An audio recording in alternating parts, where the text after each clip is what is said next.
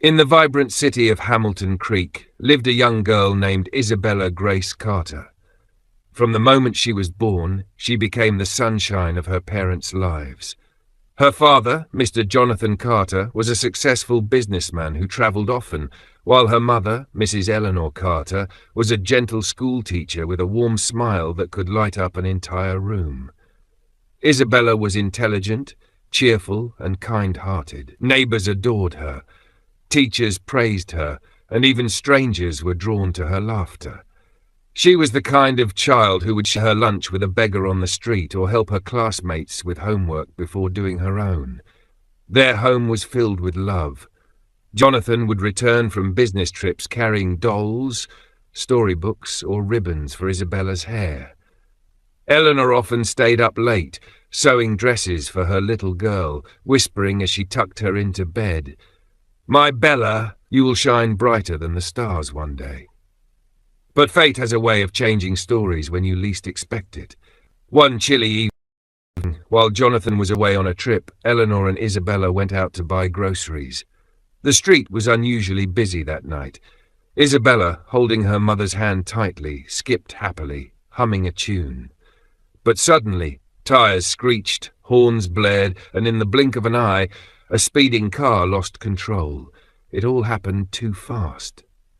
Eleanor shoved Isabella out of the way with every ounce of strength in her body. Isabella hit the ground, trembling but safe, but her mother was not. The car struck Eleanor mercilessly before crashing into a pole. "Mummy!" Isabella screamed, crawling towards her. Eleanor's body lay trembling, blood pooling beneath her. With her last breath, she reached for her daughter's hand and whispered, "Bella, always be kind, always shine." And then silence. Isabella's cries pierced the night as strangers gathered, whispering and shaking their heads. She clung to her mother's lifeless body, refusing to let go until the ambulance arrived. The death shattered their world. Jonathan rushed home from his trip, broken and devastated. For days he locked himself in his room, unable to eat, unable to speak. Isabella wandered the house aimlessly, clutching her mother's scarf, her once bright eyes now swollen from endless tears. Neighbours brought food, relatives offered comfort, but nothing could fill the emptiness. At the funeral, Isabella knelt by the coffin, whispering, "Please wake up, Mummy, please." But the coffin was lowered, and with it a piece of Isabella's soul. From that day, the once cheerful little girl became quiet and withdrawn. Jonathan, though heartbroken, tried his best to raise his daughter alone. He cancelled trips, closed business deals, and spent nights reading her bedtime stories, but he could see it in her eyes. His Bella was slipping into a world of loneliness. It was then that whispers began among relatives. "Jonathan, you need a woman in this house. Bella needs a mother figure. Don't let her grow up without a woman's guidance." The words haunted him, and slowly Jonathan began to believe them. After months of mourning, Jonathan Carter realized he could no longer handle both his demanding business and the heavy task of raising his daughter alone. Though he loved Isabella dearly, he worried she was slipping deeper into sadness. Her laughter had vanished, her appetite reduced to little bites, and her once bright spirit was now dimmed. Every night Jonathan stared at the ceiling, haunted by his late wife Eleanor's last smile. He asked himself the same question again and again. What will become of Bella if I leave her alone too often? Relatives whispered in his ears, "Jonathan, the girl needs a mother's touch. You can't give her that. A woman's guidance is important. She'll soon be a young lady. Don't let her grow up without direction. Think of Eleanor's wish. Surely she would want someone to care for Bella."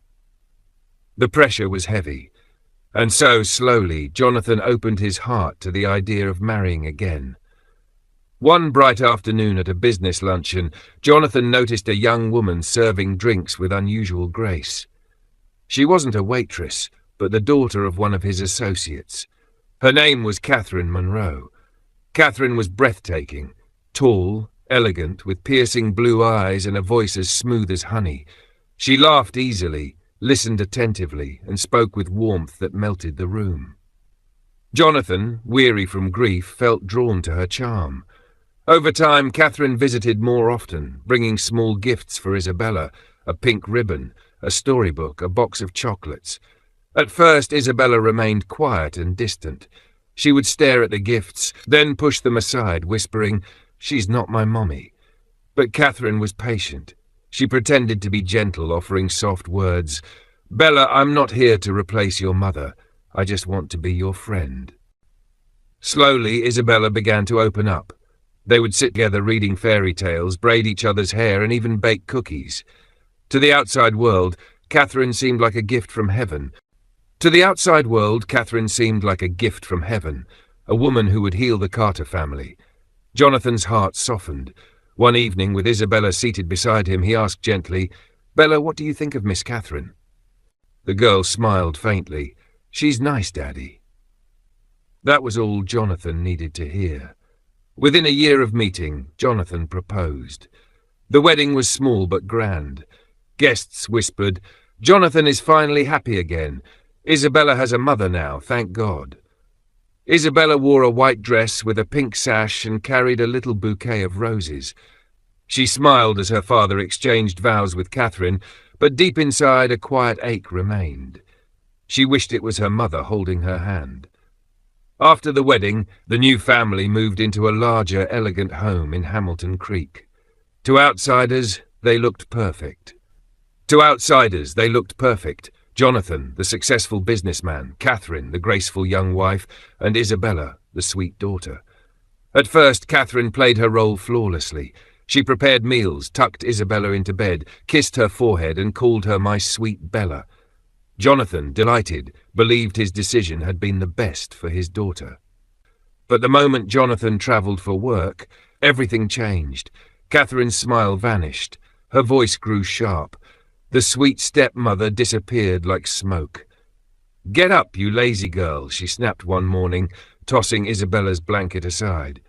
"But it's Saturday," Isabella whispered, rubbing her eyes. "Silence," Catherine barked.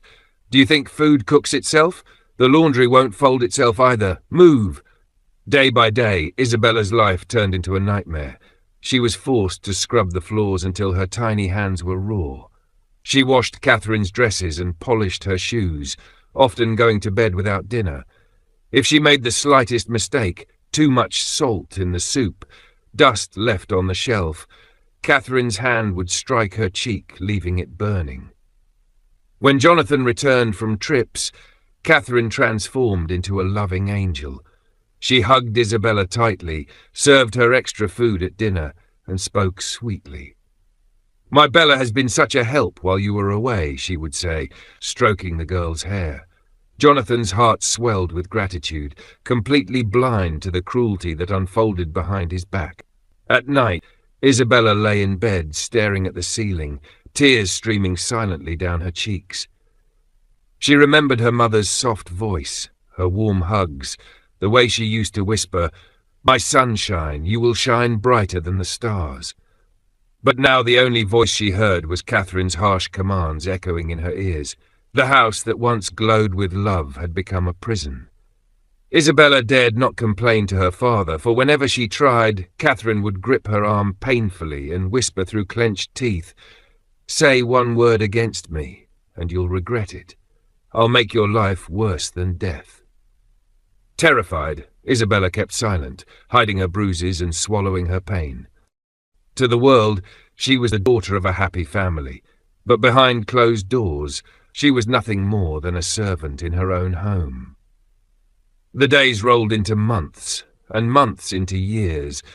Isabella's silent suffering only grew heavier. Every time her father, Jonathan, left for business trips, the house turned into a battlefield. Catherine no longer bothered to hide her disdain for her stepdaughter. One evening, after Jonathan had just left for London, Catherine called Isabella into the living room. She was sipping wine, her long red nails tapping the glass rhythmically. "Bella," she said sweetly. "Yes, ma'am," Isabella answered softly, standing timidly at the doorway. "Did you polish my shoes?" "Yes, I did." Catherine's eyes narrowed. She pointed at her heels. Then why do I see a speck of dust? Come here." Isabella walked forward, heart pounding. Before she could speak, smack! Catherine slapped her across the face so hard she fell to the floor. "You useless child!" Catherine hissed. "Even a maid from the streets would do better. You are nothing but a burden." Tears burned Isabella's eyes as she whispered, "I'm sorry." "Sorry won't make you useful," Catherine snapped. "Now crawl and clean that spot with your hands. Tonight you'll sleep without dinner." And she did. One evening, Catherine fell sick. She lay dramatically on the couch, clutching her stomach and moaning loudly. "Bella!" she cried. Isabella ran to her. "What's wrong?" "My medicine." "The one from the pharmacy." "Hurry, go get it. If you delay, I might die right here." Fear surged through Isabella's chest. Though Catherine had been cruel, she couldn't bear the thought of someone dying in her arms. She had already lost her mother that way. Without thinking, she grabbed her small purse and dashed out into the street. It was late evening, and the streets of Hamilton Creek were buzzing with honking cars and rushing people. Isabella's feet pounded the pavement as she hurried across the road, her mind fixed on the pharmacy. She clutched the money Catherine had tossed at her, tears still drying on her cheeks. "I must save her," she whispered to herself. But fate had other plans. As Isabella stepped off the curb, a blinding set of headlights flashed across her eyes. A speeding car hurtled toward her. "Honk! Honk!" The sound was deafening. People screamed. Someone shouted, "Watch out!" But it was too late. The vehicle slammed into Isabella with brutal force. Her body flew into the air before crashing onto the hard asphalt. The world spun, voices muffled, pain seared through her legs like fire. Blood. So much blood. She tried to crawl, to cry for help, but her voice was barely a whisper. "Mommy." And then darkness. A crowd gathered instantly. Strangers screamed for an ambulance. "This girl is dying," one man yelled. A woman rushed forward, recognizing her. "That's Jonathan Carter's daughter. Call him! Call her stepmother." When Catherine arrived at the scene, her face turned pale. She gasped dramatically, clutching her chest, pretending to faint. "My Bella!" "Oh no," she wailed for the crowd to see. But behind her crocodile tears, her eyes glittered with something else. Satisfaction. Isabella was rushed to the hospital in critical condition. The doctors worked for hours trying to save her. Jonathan was called back from his trip, his heart shattering into 1,000 pieces when he saw his only daughter on a hospital bed, tubes and wires keeping her alive. Finally, the doctor emerged, sighing heavily. "Mr. Carter," he said softly, "your daughter is alive, but her legs, I'm afraid she may never walk again." The words sliced through Jonathan's soul. He staggered, clutching the wall, while Catherine put on another fake show of tears, wailing loudly and clinging to him. But Isabella, sweet, innocent Isabella, lay unconscious, her future stolen by the cruelty of fate and the wickedness of her stepmother. For 3 long days she remained in a coma. Machines beeped steadily beside her, tubes fed into her veins, and oxygen hissed softly into her nose. Jonathan never left her side. He sat slumped in a hospital chair, his once polished suit wrinkled, his eyes swollen from sleepless nights and endless tears. Every now and then he reached for her tiny hand, whispering, "Bella, Daddy's here. Please wake up. Please, don't leave me too." Catherine, of course, played the grieving wife for the public eye. She brought food she never ate, sighed dramatically in front of nurses, and held Jonathan's shoulder whenever someone passed by. Yet whenever no one was watching, her eyes grew cold, and a shadow of annoyance crossed her face, as if Isabella's suffering were a mere inconvenience. On the morning of the 4th day, Isabella's eyes fluttered open. At first, the blinding hospital light made her squint. She blinked slowly, her lips dry, her throat parched. "Daddy?" Her voice was weak, barely a whisper. Jonathan shot up from his chair, dropping his cup of coffee. "Bella! My sunshine, you're awake!" He rushed to her, kissing her forehead, tears spilling freely down his cheeks. Catherine forced herself into the moment, gasping, "Oh, thank heavens!" though her eyes barely touched Isabella's face. Isabella tried to sit up. "Daddy, my legs feel strange." Jonathan's hands trembled. No, don't move yet, sweetheart. You've been through so much." But Isabella pushed against the bed, desperate to feel her body. That's when she noticed. Her legs, they did not respond. "Daddy?" Her voice cracked. She tried again, lifting her knees, willing them to move. Nothing. Not even a twitch. Panic shot through her. "My legs! Daddy, why won't my legs move?" Her small fists pounded her thighs, but the numbness remained. Fear swallowed her whole. "Daddy, I can't feel them. I can't feel my legs," she screamed, her voice echoing through the hospital ward. Jonathan collapsed beside her bed, his head buried in her hands. His chest heaved with sobs, the words choking in his throat. "I'm so sorry, Bella. I'm so sorry." The doctor entered with a heavy face. "Mr. Carter, please." She must remain calm. Jonathan tried to steady himself, wiping tears. Tell her, doctor." The doctor sighed deeply. "Isabella, you were hit by a vehicle. We did everything possible to save you, but the accident severely damaged your spinal cord. I'm sorry, sweetheart, but you may never walk again." The words crushed her like a hammer. "No!" Isabella shrieked, thrashing on the bed. No! That's not true. I want to walk. I need to walk. Please fix me, please." Her cries ripped through the hospital, silencing even the nurses in the hallway. Jonathan could barely hold her as she screamed, her tears soaking his shirt. "God, why?" she wailed. "Why me? I want my mommy! I want my legs back!" Jonathan held her tighter, his heart bleeding. "I would give my life for yours, Bella, if only it were me instead." As the chaos unfolded, Catherine stood at the corner, arms folded, face carefully masked. She pressed a handkerchief to her lips, pretending to weep. But behind it, her lips curved into the faintest, coldest smile. In her heart, she thought, "Perfect. The little brat will never be a threat to me now. A crippled child has no future. Jonathan will focus all his love on me." But no one saw her wicked satisfaction, except the nurse passing by, who frowned at Catherine's strange calmness compared to Jonathan's devastation.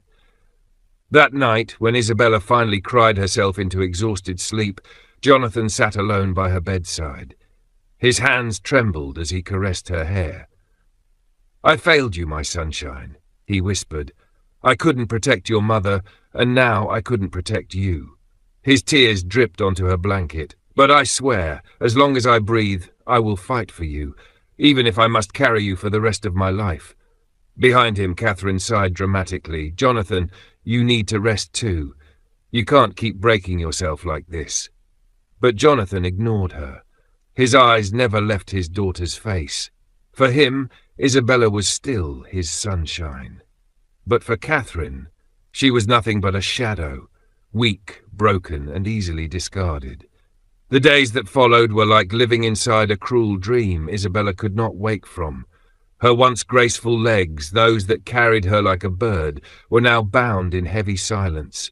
Every step was replaced by crutches, every movement a reminder of the accident that had stolen her freedom. Her father, Mr. Jonathan, wept in secret. Many nights Isabella heard him sobbing behind closed doors. And sometimes he would hold her hands, kissing them softly, whispering, "If only I could take your pain, my child, if only it had been me instead." But Catherine, oh Catherine, wore her mask more perfectly than ever.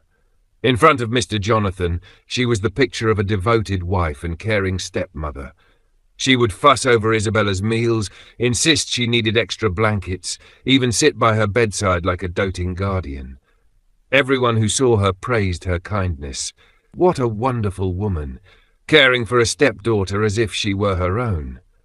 But the moment the doors closed, the mask fell. Her voice turned sharp as a blade. "You cripple, do you know how embarrassing you are? Walking around this house with those sticks, dragging your legs like a curse. You make me sick." She would snatch away Isabella's crutches and laugh as the girl crawled on the floor, her palms scraping against the cold marble tiles. Sometimes Catherine locked her inside her room without food, listening to her weak sobs through the door. Weeks passed and Isabella's suffering worsened, but the worst came the very day Catherine's test confirmed she was pregnant. At first, Jonathan was overjoyed. His dream of holding a child once more seemed within reach. He held Catherine tenderly, praising her, thanking God for blessing their home again. But for Isabella, that very moment was the beginning of her darkest nightmare. Catherine always said to her, "Your place in this house has expired.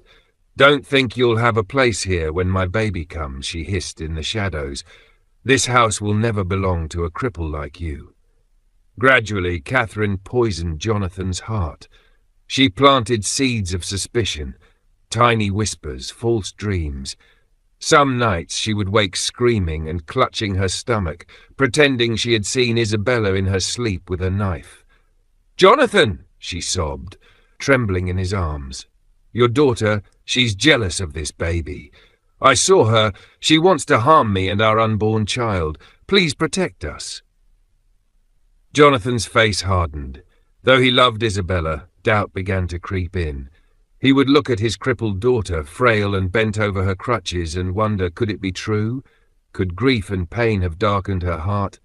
Catherine never missed a chance to feed the lie. If Isabella walked past, she would clutch her belly dramatically and groan, as if the girl's presence alone brought her danger. Soon Jonathan's tone changed, no longer tender, no longer patient.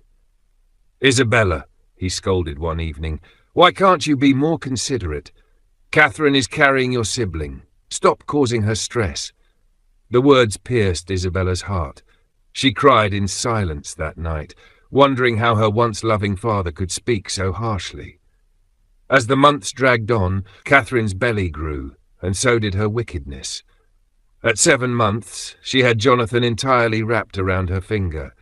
He barely spent time with Isabella anymore, claiming he had to protect Catherine and the baby.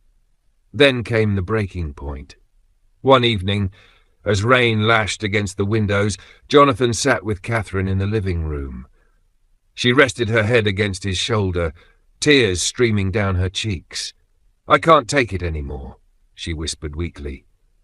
"Your daughter hates me, hates this baby. I can feel her eyes burning holes into me every time I walk past. I fear she will destroy us." Jonathan, weary and desperate, clenched his fists. "Enough. I won't allow Isabella to harm my family, my new joy. My dear, do whatever you can to stay safe. Your safety and that of the baby is very important." Catherine smirked secretly, though she quickly masked it with another round of sobs. "I want her to leave this house before the child is born. I don't want our baby to experience evil." That night, as the moon cast pale light across Isabella's room, the door creaked open. Catherine stepped inside, her swollen belly leading the way, her face twisted with triumph. She shook Isabella awake. "Get up," she said coldly. Isabella blinked, rubbing her tired eyes. "Stepmother, what is it?" Catherine's voice was ice. "You're leaving, tonight, right now. I'm tired of seeing you here. This is no longer your home." Isabella's heart stopped. "Leave? But, Father—" "Your father has already agreed," Catherine cut her off, smiling with cruelty. "He doesn't want his baby growing up with a big sister like you, a cripple, a curse." Tears welled in Isabella's eyes. She clutched her crutches, trembling. "Please, don't do this. Where will I go?" Catherine only shrugged. "That's not my problem. Pack your rags and get out.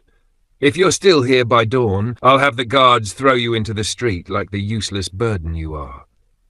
And just like that, the girl who once had a home, a father's love, and dreams of a future was cast into the cold night, alone, broken, and abandoned. That night, the house felt colder than ever. Isabella clutched her little shawl around her frail body as she limped slowly out of the mansion she once called home. Catherine stood at the balcony, watching with a victorious smirk, her hands gently stroking her swollen belly. "Go, cripple," she muttered under her breath. "Go and never come back. My child deserves this house, not you." Jonathan was already asleep upstairs, unaware that his daughter was being banished in the dead of night. Isabella walked, step by painful step, through the silent streets. Her crutches bit into her arms.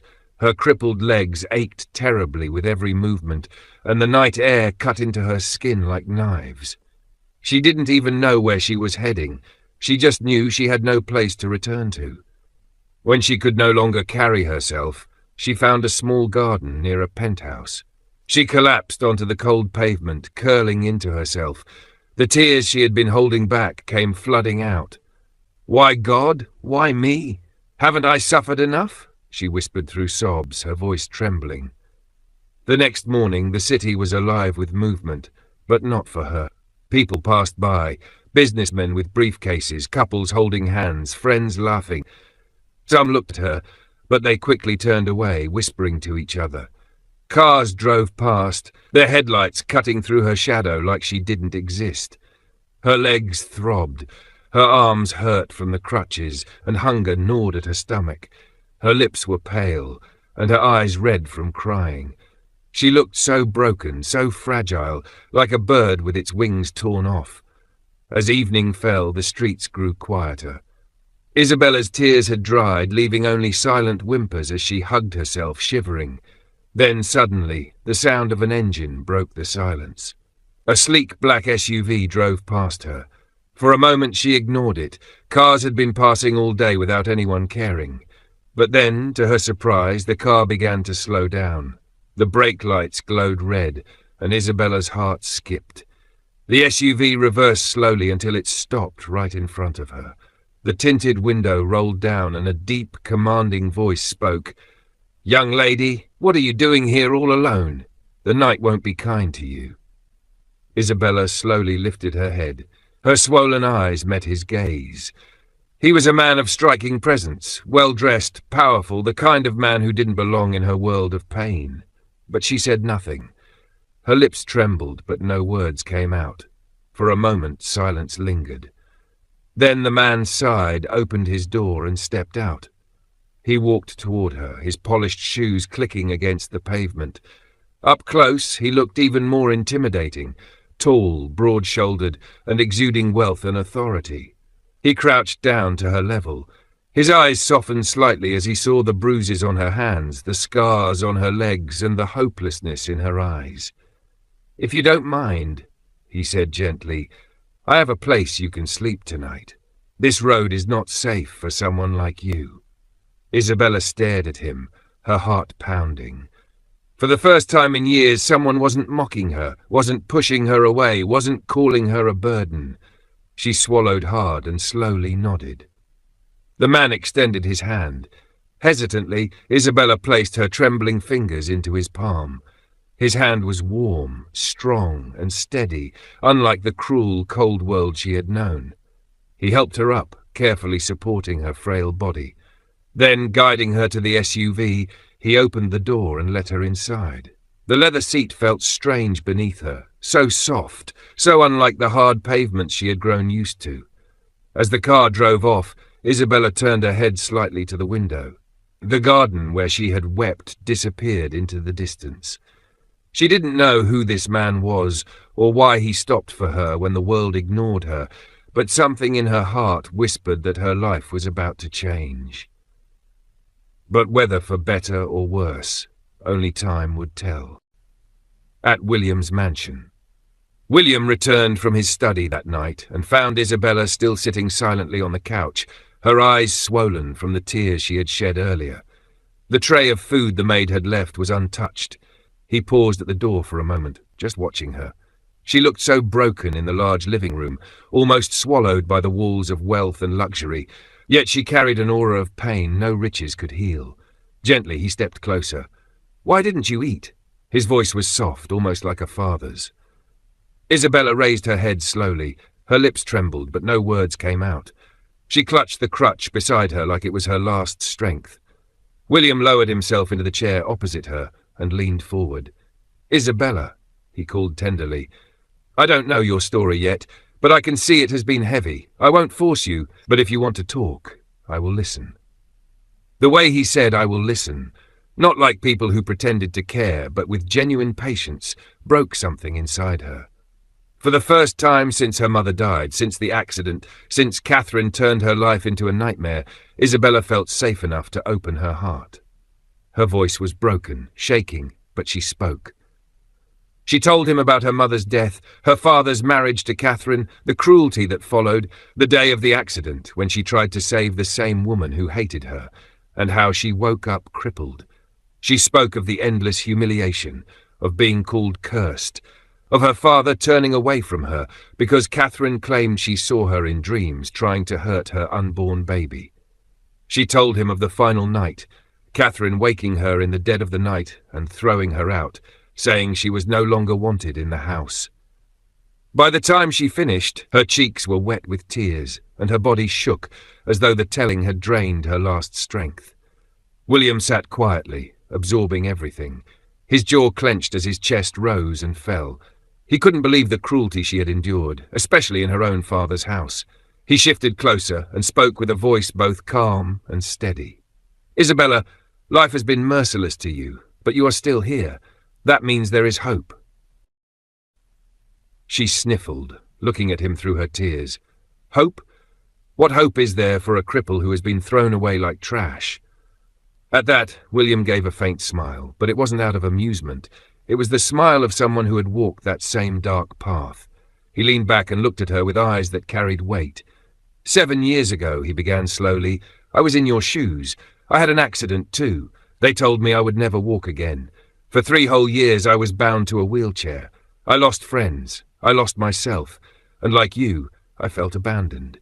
The pain wasn't just in my legs. It was in my soul. Isabella's eyes widened. Her tears paused. She looked at him, stunned. "But then," William continued, "my father's friend visited one evening. He looked me in the eye and told my father not to give up. He advised we try a certain hospital in Port Harcourt. We took the chance. It was not easy. It was painful, long, and filled with days I wanted to quit. But do you see me now?" He slowly stood up in front of her, strong and tall, his movements steady as he walked a few steps across the room. Isabella gasped softly, covering her mouth with her palm. "Yes, Isabella, I walk again. Not by luck, but by persistence, faith, and the right help." He came back to sit before her, his eyes shining with conviction. "That is why I stopped when I saw you by that garden, because I know pain when I see it.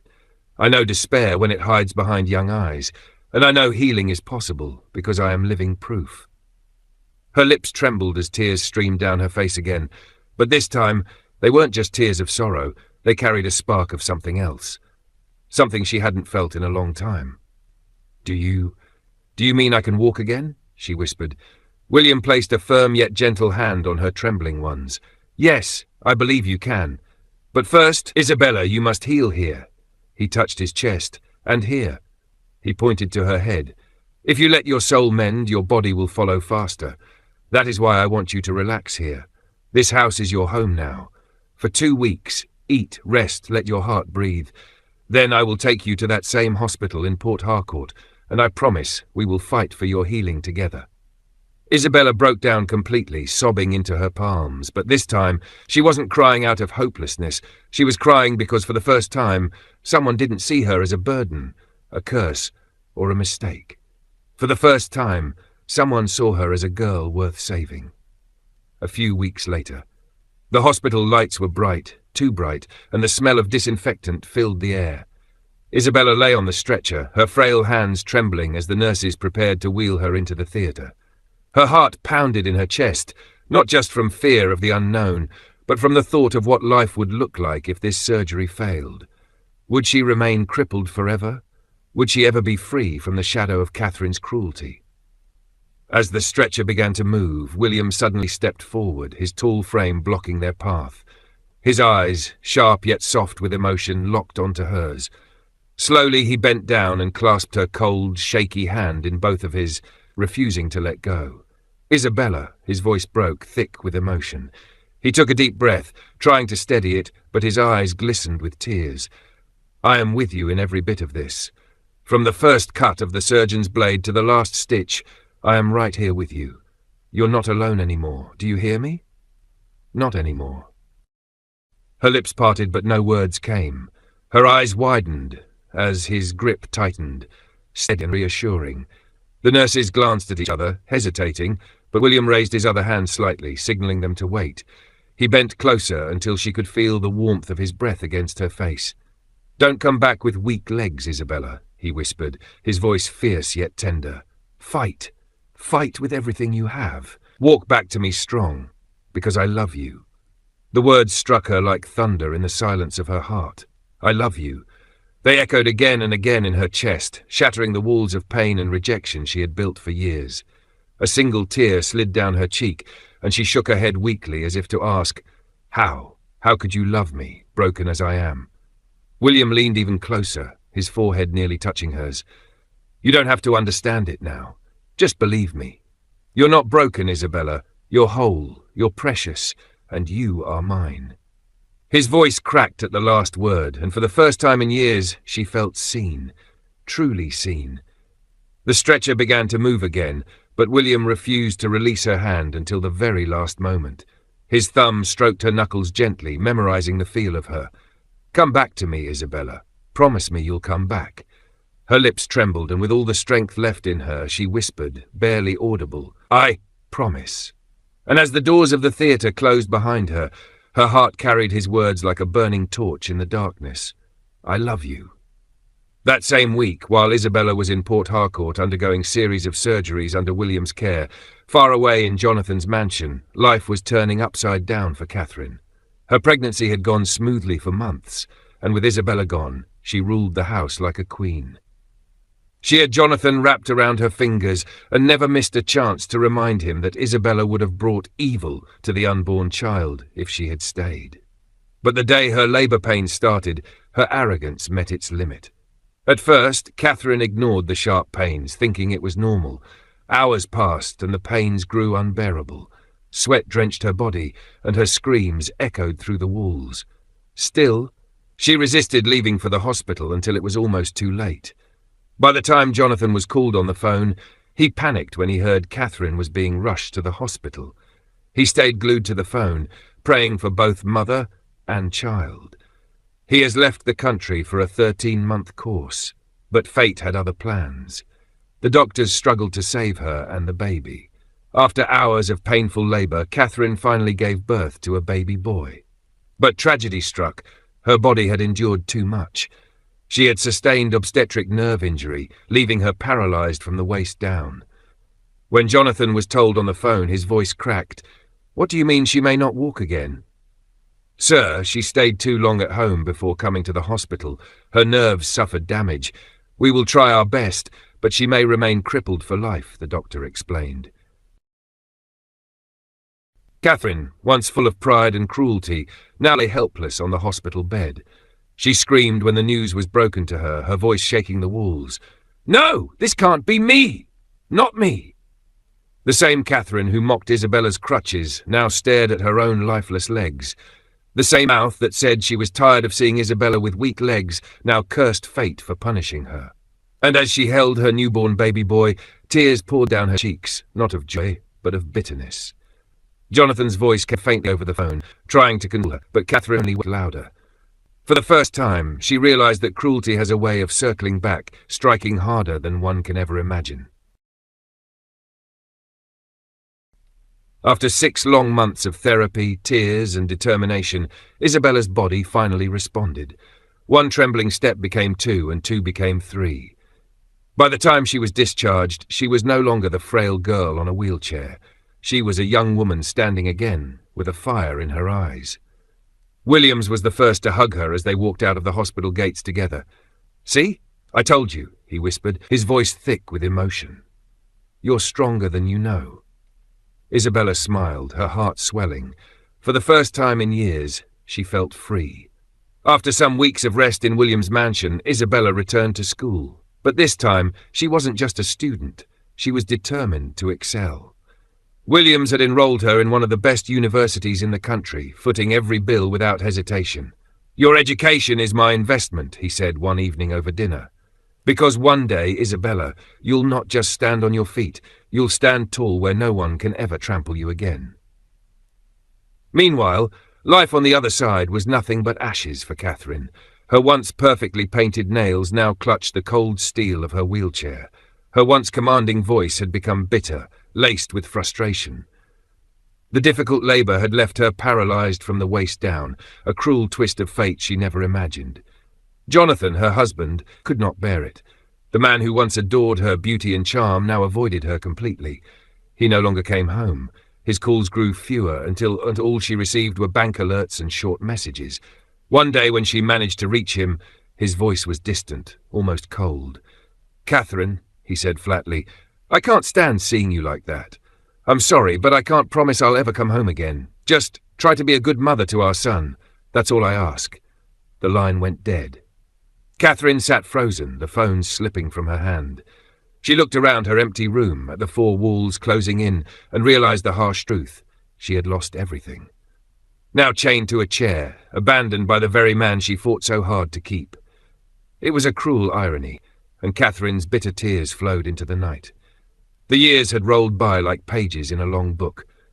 Isabella, no longer the broken, trembling girl under Catherine's cruelty, now stood tall, radiant, and full of purpose. Beside her was her husband, Williams Wills, a man whose strength and kindness had been her anchor through storm and sunshine. Together they had risen, not only from wheelchairs, not only from wounds of the body, but from the scars of the soul. And now the nation watched them as they campaigned for the governorship of the state. Every campaign ground echoed with applause. Every rally was flooded with chants of their names. One bright afternoon, their convoy of gleaming black cars swept into the large hall of the Disabled Union's annual gathering. The air buzzed with excitement as banners waved and cameras flashed. William stepped out first, helping Isabella descend gracefully. The crowd erupted in cheers. This was not just a politician and his wife. This was hope made flesh. Inside the hall, wheelchairs, crutches, walking sticks, and prosthetics filled the space. Yet what lingered more than physical limitations was the heavy cloud of despair in many eyes. Isabella felt it deeply, because once she had worn that same look. Williams gave his address, promising policies, donations, and empowerment programs. Then Isabella rose, microphone in hand, her eyes shimmering with emotion. The hall grew silent. "Do you know," she began, her voice trembling but steadying with strength, "that you can walk again? Not just with your legs, but with your hearts, your minds, and your spirits. I and my husband were once like you, crippled by accident, left with nothing but pain and hopelessness. But today—" She paused, her gaze sweeping the room. Cameras zoomed in as people leaned forward. "Today we can proudly say, we stand before you not just healed physically, but because we chose first to heal mentally and emotionally. We forgave, we believed, we refused to let bitterness cripple us permanently. That was how we regained strength in our bodies. My name," her voice cracked, but she pressed on firmly, "my name is Isabella Jonathan, and if I could rise, so can you." The hall erupted in thunderous applause. Tears streamed down faces, some lifted crutches in the air, others wheeled themselves forward to touch her hand. The atmosphere was electric, raw, inspiring, unforgettable.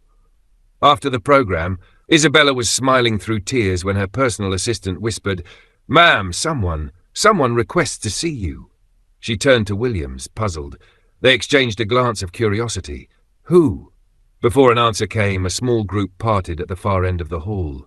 A rusted, squeaky wheelbarrow was pushed forward, and in it lay a figure Isabella never thought she would see again.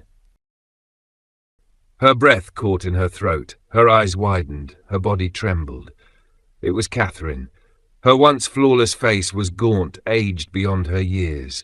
Her elegant pride was gone, replaced with filth, wrinkles, and despair.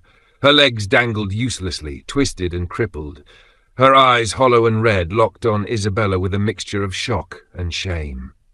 "Isabella," Catherine's cracked voice broke the silence. "Isabella Jonathan." Gasps filled the hall. Williams tightened his grip on Isabella's hand. Catherine burst into tears, choking on her words. "I didn't recognize you until you mentioned your father's name. Oh, Isabella, I wronged you. I treated you like an animal. I tortured you in secret because I wanted everything to myself. And in the end, I lost everything." Her sobs echoed through the hall. The crowd was stunned. "Your father," she wept bitterly, "your father couldn't stand my disability, the same way I could not stand yours. He sold all his properties here and left for the United States. And me? I was left with nothing but my cruelty. I poisoned his mind against you, Isabella. I told him lies about you until he abandoned even his thoughts of you. Isabella, I wronged you. I wronged you so bitterly. I destroyed the bond you had with your father. Isabella's chest heaved as her childhood pains resurfaced. Tears blurred her vision. You made me live like a stranger in my father's house. You tortured me when no one was watching. You poisoned his mind until he hated me, his only child. Why? Her voice broke, trembling with a mixture of grief and rage. Catherine wailed louder, bowing her head. I was blind with greed. I thought by pushing you aside I could secure my place. But in the end, I lost everything. Everything. William's jaw clenched, his protective arm tightening around Isabella. I live now in an uncompleted building, Catherine choked, her frail hands clutching Isabella's dress weakly.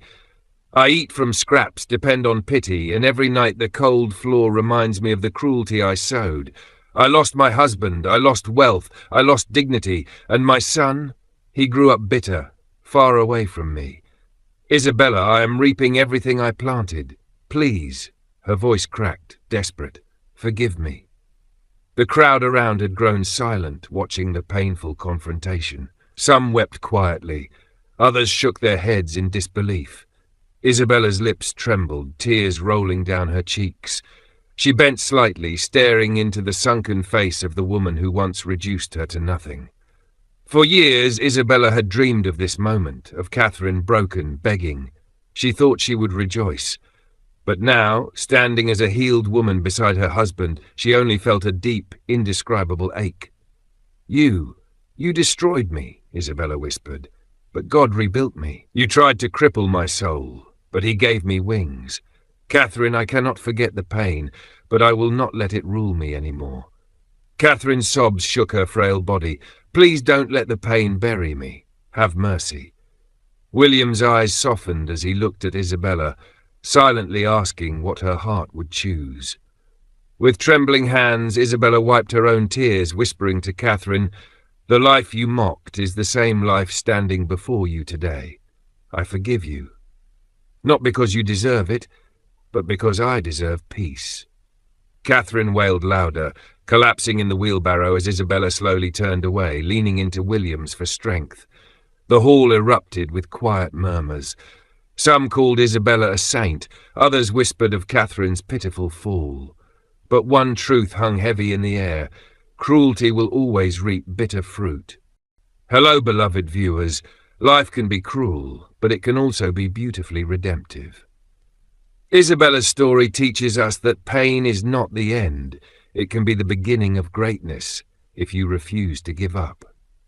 What do you think, besties? If you were in Isabella's shoes, would you forgive Catherine after all her cruelty, or would you let her taste the full pain of her actions? Drop your thoughts in the comments. Don't forget to like, share and subscribe for more thrilling and emotional stories. Until next time, stay strong and never stop believing in your destiny.